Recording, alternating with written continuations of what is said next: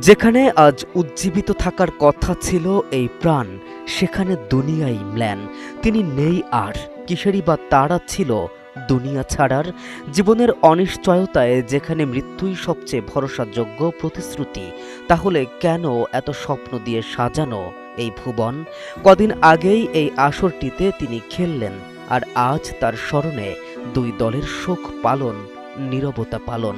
তাহলে জীবনে মৃত্যুই কি সবচেয়ে বাস্তব প্রতিশ্রুতি নয়? সুইজারল্যান্ডের বিপক্ষে বিশ্বকাপের কোয়ার্টার ফাইনালে আবেগঘন পরিবেশে মাঠে নামে আর্জেন্টিনা। কানসাস সিটির ম্যাচে লিওনেল মেসি সহ পুরো দল কালো আর্মব্যাট পরে খেলেন, যা ছিল সদ্য প্রয়াত দেশটির কিংবদন্তি মিডফিল্ডার আন্তোনিও রাতিনের প্রতি শ্রদ্ধার প্রতীক। আর্জেন্টাইন ফুটবলের অন্যতম সেরা এই তারকা ৮৯ বছর বয়সে মারা গেছেন। তার মৃত্যুতে শোক প্রকাশ করেছে সাবেক ক্লাব বোকা জুনিয়র্সও।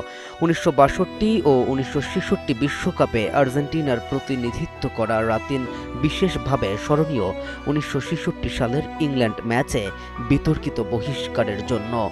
রাজধানীতে নিজস্ব জমিতে আমরা গড়ে তুলছি আপনার সুখের আবাস এডিসন রিয়েল এস্টেট। সেই ঘটনাই পরবর্তীতে ফুটবলে শৃঙ্খলা বজায় রাখতে লাল ও হলুদ কার্ড প্রত্যাবর্তনের পথ তৈরি করে, যা ১৯৭০ বিশ্বকাপ থেকে কার্যকর হয়।